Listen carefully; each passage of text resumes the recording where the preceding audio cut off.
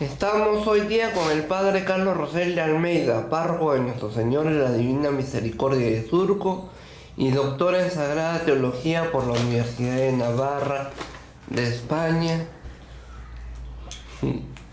Dale, doctor, ya. con su tesis de Escatología Ortodoxa. Hoy vamos a hablar sobre la salud. Padre, ¿qué es la salud? La salud es un estado de bienestar que tiene que ver tanto con el cuerpo como con el alma, porque la persona es unidad de cuerpo y alma. Por eso se habla de una salud integral. No solamente hay que estar sanos en el cuerpo, sino también en el alma. ¿Qué tan importante es tener buena salud? Si una persona no tiene buena salud, es una persona que tiene ya unos límites en su accionar. De ahí que es importante el cuidado de la salud, porque la salud afecta el ser de la persona. ¿Qué significa estar sano? Significa armonía, significa bienestar, significa alegría, significa desde el punto de vista corporal que no te duele nada y desde el punto de vista espiritual que estás en gracia de Dios. ¿Estar sano es estar delgado o estar gordo? Estar sano es tener esa integridad, esa armonía en tu ser. Está claro que los excesos son malos, ni tan cerca hay que poner la vela al santo, que quemes al santo, ni tan lejos que no lo alumbres. Entonces, yo diría que ni gordo ni flaco, sino hay que buscar el medio. Así que baja de peso, doctor. ¿Qué tan importante es tener un seguro de salud y estar asegurado? Es muy importante, es más, forma parte del bien común que todos los miembros de una sociedad tengan un seguro. Y aquellos que no pueden pagar su seguro, el principio de subsidiariedad de la doctrina social de la Iglesia dice que el Estado tiene que buscar la forma de que todos los miembros de un grupo, de una comunidad, tengan seguro. ¿Qué es lo que se espera de un seguro de salud para que funcione bien? Que la atención sea humana, que la atención sea de calidad, que todos tengan acceso a una revisión médica, que todos tengan acceso a ser operados, que todos tengan acceso a ser tratados de su enfermedad, que no haya discriminaciones.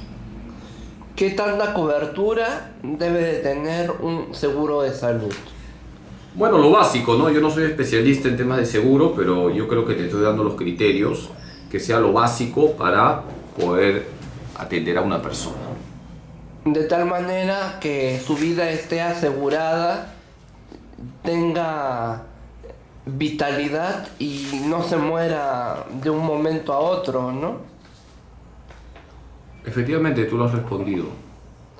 El hecho de que tenga seguro que le cubra las medicinas, que le cubra los chequeos médicos, que le cubran los análisis, las radiografías. ¿Qué tan importante es eso? Tú lo has respondido, tiene que cubrir lo básico. Todo lo que has señalado es lo básico.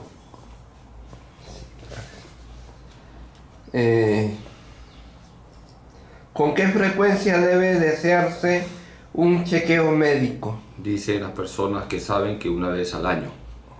Aunque a partir de los 40, y esto ya no es un juego, pero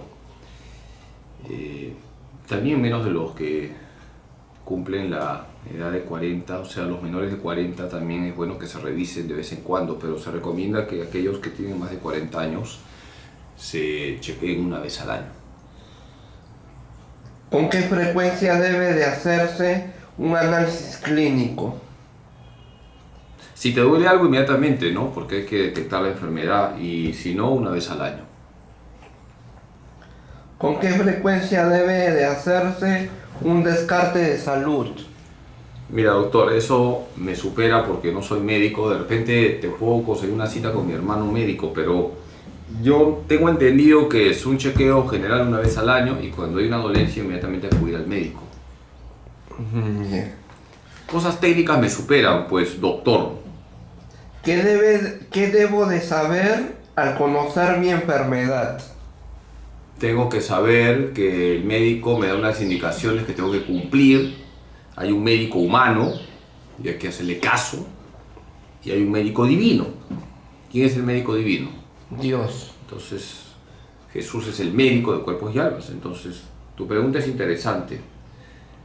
Yo voy a una revisión, me detectan una enfermedad, yo hago caso lo que me indica el médico. Tengo que ser obediente porque está mi salud en juego. Pero además, busco al médico divino, me apoyo en él, asumo la enfermedad desde la fe. ¿Qué pasa si niego lo que tengo? Igual te vas a morir, ¿no? Si tú dices, ya que te han detectado un cáncer terminal, no lo tengo, no lo tengo, no lo tengo, te vas a morir. O sea, nosotros tenemos que asumir nuestras dolencias sabiendo que estamos de paso en este mundo. Así que contemplemos la enfermedad también desde la fe. ¿Qué pasa si reniego? Si reniego de lo que tengo. Una persona Si me que amargo. reniega ante la enfermedad es una persona que no le está haciendo caso a Jesús. Jesús ha dicho, quien quiera ser mi discípulo, que se niegue a sí mismo, que tome su cruz y que me siga. ¿A qué debo de comprometerme al ser consciente de mi enfermedad? Ya lo he dicho, a obedecer al médico, a tener santa paz, a hacer una hostia viva, hostia santa, hostia agradable a Dios, por medio de Cristo, ofrecer mi enfermedad al Señor. Pero es que no todos son conscientes de su enfermedad, Padre. A veces quieren ocultarlo, quieren hacer una ironía de lo que tienen, quieren hacer catarsis, quieren hablar de papas cuando es camotes. ¿Por dónde se empieza a tener conciencia de la enfermedad? Por reconocer nuestra verdad. Tú has dicho algo interesante, algunos no son conscientes, pues seamos conscientes. Si el médico te ha dicho que tienes una úlcera, el médico no te va a engañar. Está claro que estamos hablando de una revisión seria. Entonces, sé consciente de lo que tienes, no reniegues de la enfermedad. Tu pregunta me lleva a decir que hay quienes no son creyentes o hay aquellos que tienen una fe débil. Pues vamos a ayudar a esas personas, aunque no crean o aunque su fe sea débil, con nuestro cariño, con nuestra oración, con nuestros consejos. ¿Qué pasa si no le creo al médico? ¿Qué te puedo decir? Pues doctor, si no le crees al médico, la enfermedad va a avanzar y va a llegar un momento en que llegarás al féretro.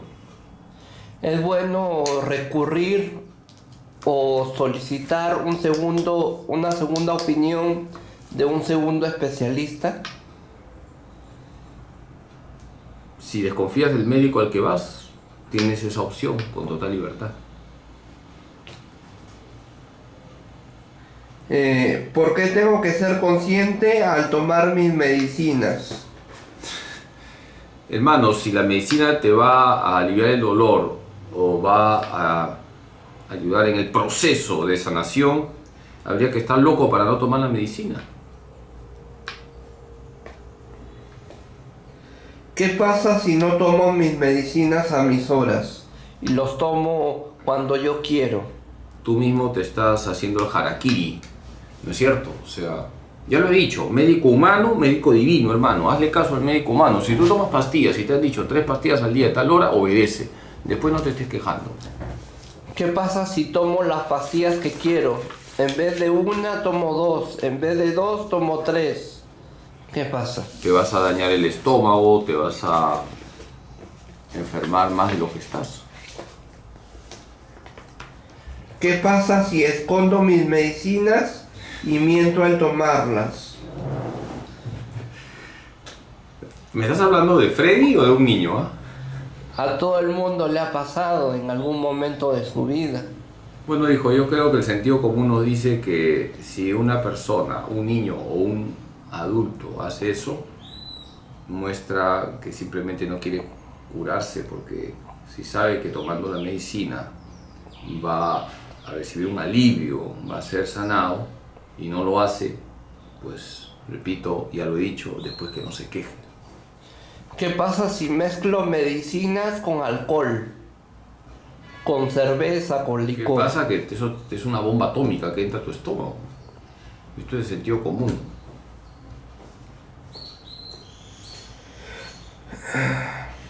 ¿Cómo afronto el hecho de sentirme mal al tomar mis medicinas cuando mi cuerpo no responde tan bien como antes en todos los aspectos? A ver, si tú tomas las medicinas que dice el médico y ves que te duele más o que tu salud se ha deteriorado más, hay que volver al médico. De repente también puede haber un ajuste o quizás ha habido hasta un error humano. Entonces tienes todo el derecho de regresar. ¿Qué pasa cuando tomo mis medicinas y no puedo responder sexualmente a mi pareja, a mi esposa? A tu esposa, aclaro, ¿ah? ¿No es Sí. cierto? Tu esposa, decir aquí. O sea, me corta el líbido, la medicina. A ver, en primer lugar, aclaro, ¿no? Las relaciones sexuales son para los casados, aquellos que tienen el matrimonio religioso. Por ahí hay que empezar. Sí. Así que tu respuesta, o la respuesta que doy a tu pregunta es de el caso de aquel que está casado por la iglesia. Yo estoy hablando de un soltero, Sí, de un padre. promiscuo. Sí. Bueno, a ver, tu pregunta es realista. No todo es sexo en el matrimonio. Entonces, puede ocurrir que uno de los cónyuges, porque está en tratamiento, no tenga el deseo sexual o haya disminuido el líbido, como ha señalado de una manera Sí. muy técnica. Entonces, es importante la comprensión a la otra parte. Pienso sobre todo en los varones, ¿no? Cuando la esposa está en una etapa complicada, llega la menopausia o está en tratamiento, la señora tiene todo el derecho de decir a su esposo que por un tiempo no haya relaciones. Entonces el esposo, por amor a su esposa, por amor, se sacrifica. No está buscando flores en otro jardín. Ya me entendiste, ¿no? Sí, padre. Entonces tu pregunta es interesante y esta sí es una pregunta interesante, te felicito. El matrimonio implica estar con el cónyuge en las buenas y en las malas. No todo es sexo, repito, y también el sacrificio hace que el amor crezca. Pero al tomar mis medicinas, de repente no funciono como hombre. Y eso ¿Cómo me que no funciona afecta, como hombre? me deprime. A ver, el varón no puede concentrarlo todo en la genitalidad, doctor ilustre, ¿no? Porque un señor, por ejemplo, ¿no? Tiene tratamiento de la próstata y... Estás tocando temas que de repente habría que tocarlo cuando hablemos de la sexualidad, pero ya que lo tocas hay que decirlo. Y el varón piensa que es menos varón porque hay mucho machismo también, ¿ah? Sí. Hay que meterle en la idea a ese varón, y los sacerdotes tenemos muchos casos de gentes, varones que vienen deprimidos porque lo que tú has dicho, ¿no? Están en tratamiento y no pueden cumplir el débito. ¿Sabes lo que es el débito? ¿Qué es el El débil? débito es el deber de tener actos conyugales con el cónyuge. Entonces, como que se ponen tristes o desanimados en su situación concreta. Bueno, la esposa es comprensiva y yo creo que la gran mayoría de las mujeres son comprensivas en este tema. En el varón está el impulso sexual más fuerte. Por eso le choca más al varón, ¿no? Cuando lo que tú has mencionado baja el líbido. Entonces hay que ayudarle al Señor y que sea humilde también, que reconozca sus límites, ¿no? Ya superará esa etapa. No todo es sexo. Entonces es importante el acompañamiento de la esposa, es importante que ese señor se ponga a orar, que frecuente los sacramentos y que se dé cuenta que quizás en esa etapa de su vida matrimonial no puede tener relaciones sexuales, pero puede vivir correctamente el matrimonio a través de la compañía, del diálogo, de los detalles de amor que puede tener con su esposa. ¿Me entendiste o no? Sí, padre, sí. Pero ese no es tu caso, doctor, porque tú eres un hombre soltero, así que tranquilo. Sí, padre, sí. ¿Qué tengo que entender al subir de peso cuando tomo mis medicinas? Cuando hay subidas de peso siempre es bueno chequearse, ¿no? Porque las subidas de peso denotan que hay algo que no está bien en tu organismo. Sería bueno que hayan consultas médicas si la persona al tomar medicina está subiendo de peso, porque puede ser que aparezca otro problema. Por ejemplo, cuando hay sobrepeso están los problemas cardíacos. Y en ese caso, ¿qué se hace con los problemas cardíacos? Doctor, ir al cardiólogo, ¿qué te puedo decir? ¿Por qué tengo que pasar y padecer por daños colaterales y secundarios al tomar mis medicinas? Yo creo que esta entrevista tenía que haberla hecho a mi hermano el médico. Tú me estás hablando desde lo espiritual, yo no te voy a tocar temas... Pero también desde la, desde la experiencia de vida de hombre como es usted. Desde la espiritualidad te digo que hay que asumir toda la cruz completa, ¿ya? O sea, de repente tú tomas tus pastillas para bajar el colesterol y surge, no sé, una úlcera porque te descuidaste en las horas, etcétera. Bueno, asume todo el paquete completo. La cruz hay que cogerla, tomarla completita. ¿Cómo me inserto en la sociedad al ser farmacodependiente? Todas las adicciones son malas. Es importante ayudar al adicto a que deje ese infierno. Y por eso la familia tiene un lugar muy importante. Por supuesto que la persona farmacodependiente también debe poner de su parte. Es un tema complicado, ¿no? Donde tiene que unirse lo humano, lo psicológico, lo espiritual, lo médico. ¿Qué ocupaciones y responsabilidades puede tener un farmacodependiente que está en constante tratamiento?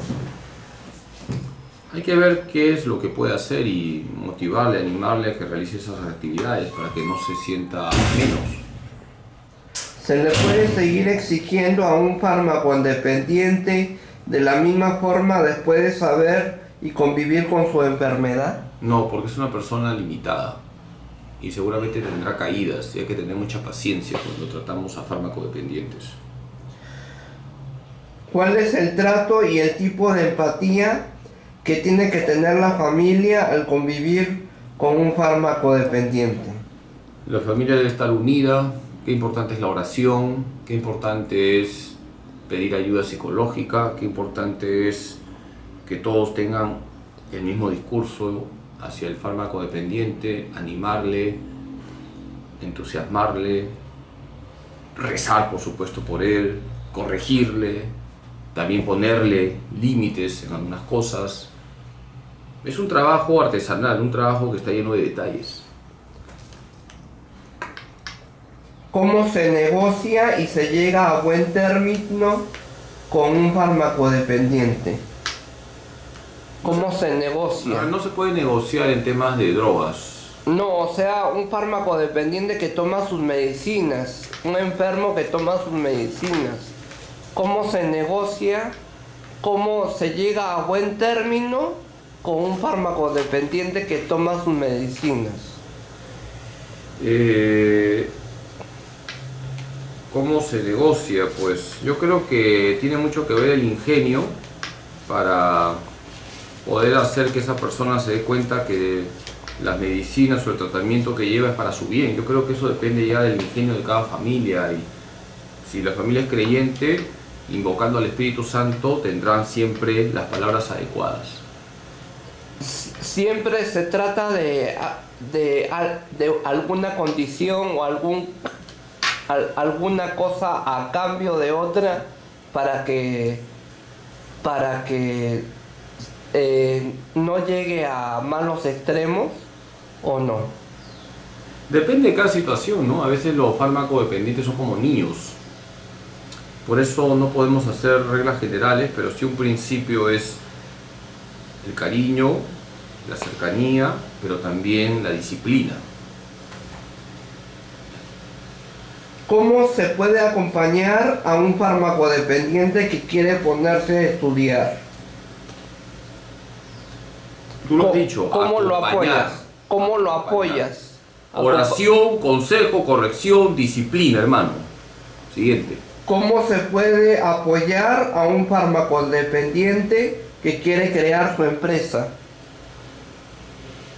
Las 4 palabras que te he dicho valen para tus 20 preguntas que siguen, hermano. Cercanía, oración, corrección, disciplina. ¿Cómo se puede acompañar a un farmacodependiente que quiere generar ingresos para la casa y lograr ser empleado del mes y un buen instrumento, un buen elemento para la sociedad? Lo mismo, hijo, ya te he dicho, mucha oración, mucha cercanía, mucha corrección, hay que corregir con cariño y mucha disciplina. Tiene que haber un orden porque las drogas desordenan a la persona.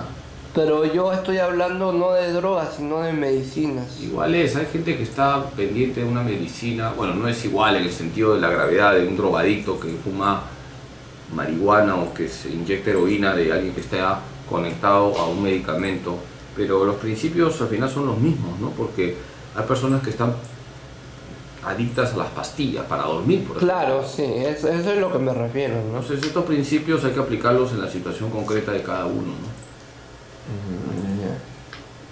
El hecho de estar enfermo significa el fin de mis planes y mis sueños.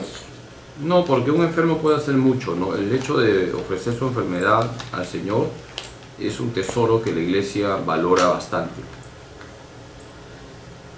¿Qué tan importante es un psicoterapeuta y un guía espiritual en el momento de mi enfermedad? Todo se integra. Ante el enfermo todo se integra, la familia, el sacerdote, el psicólogo, el psicoterapeuta, el fisiólogo, la enfermera. Todos tienen que integrarse en el bien de la persona, en el bien del enfermo. Sin confabularse. Claro, unidos en el bien y la verdad. Ya, doctor, 5 más. ¿Cómo me pueden motivar mis padres y qué tipo de estrategias pueden usar al momento de mi enfermedad para no deprimirme? Bueno, los papás ocupan un lugar importantísimo en la vida de un enfermo, en la vida de un adicto, en la vida de un fármaco dependiente. Por ejemplo, la mamá es la mamá siempre. Así que la mamá tiene la gracia del Estado siempre para llegar al corazón de su hijo. Por eso es importante la labor de los padres. Digo mamá porque realmente la mamá es la que está más cerca, ¿no? A veces el papá desgraciadamente como que se engancha.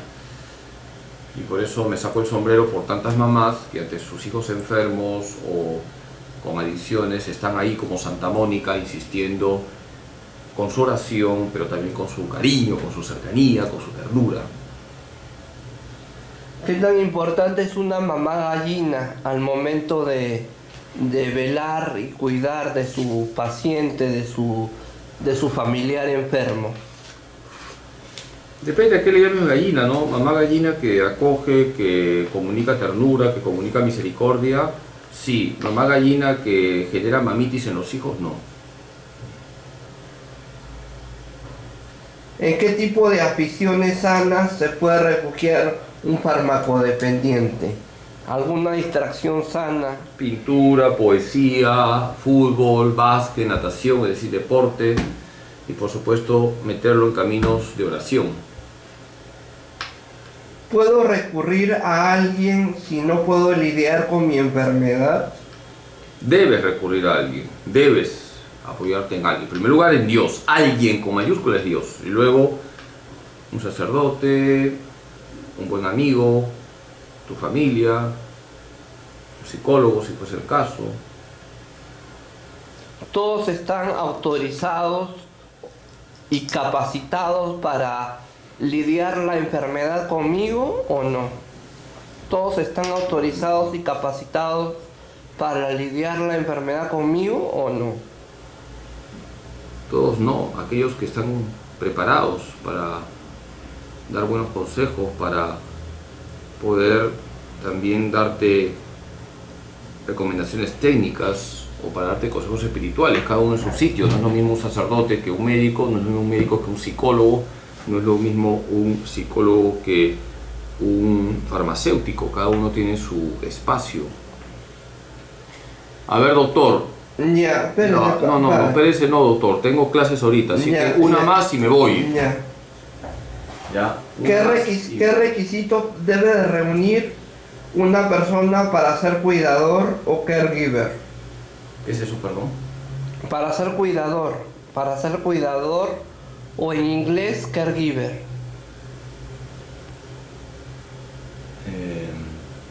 Enfermero. Sí, cuidador de una persona paciente. Bueno, yo creo que lo mejor es que sea como el buen samaritano en la parábola que Jesús nos ha contado, y creo que con eso te estoy diciendo ya todo, ¿no? El enfermo merece respeto, merece cariño, merece atención, y si una persona es creyente y es cuidador de enfermos, contemplará al enfermo con los ojos de Cristo. Padre, ¿cuál es el balance que se puede hacer de la situación sanitaria en el país y en América después del coronavirus? Bueno, hijo, es que ese tema me supera. Yo no sé muy bien la cuestión técnica de las estadísticas. Lo que sé es que el problema del Perú en la cuestión de salud es grave. Eso se vio en la pandemia. El Perú es el país que tuvo más muertos en cuanto a densidad de población, y eso mostró que la salud del Perú es tarea pendiente. Así que yo creo que las autoridades tienen la gravísima responsabilidad de forjar en el Perú instituciones donde haya una correcta atención a los enfermos, donde todos, especialmente los pobres, sean atendidos con dignidad. Gracias por tu entrevista. Tengo clases, doctor. Que Dios Todopoderoso les bendiga en nombre del Padre, del Hijo y del Espíritu Santo. Amén. Fue el Padre Carlos Rosel de Almeida, párroco de Nuestro Señor en la Divina Misericordia de Surco y doctor en Sagrada Teología por la Universidad de Navarra de España, con su tesis Escatología Ortodoxa para la Cámara de Freddy Armando Romero Paredes. Amén.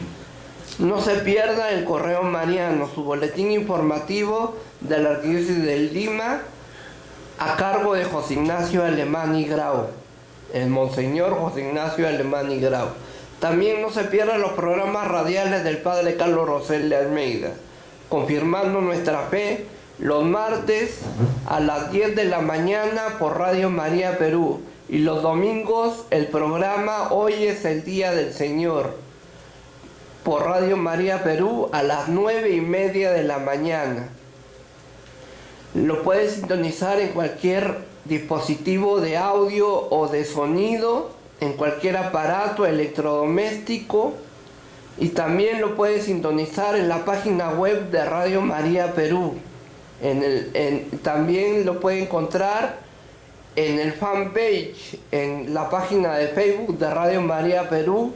Esa página de Facebook, ese fanpage, con la Virgen en tonos turquesas, pasteles y celestes. Y también no deje de regalar, no deje de compartir, no deje de consumir, no deje de comprar, no deje de leer los libros del Padre Carlos Rosel de Almeida. Los ratitos, como un ratito con la Virgen María. Semillas de Misericordia y El brazo que sostuvo a Dios, de Editorial Paulinas, de venta en Editorial Paulinas, en Librería Paulinas, en Librería San Pablo, en Librería Santa Faustina del Señor en la Divina Misericordia de Surco y en la Librería Salesiana de las primeras cuadras de la Avenida Brasil. Gracias, Padre. Amén, doctor.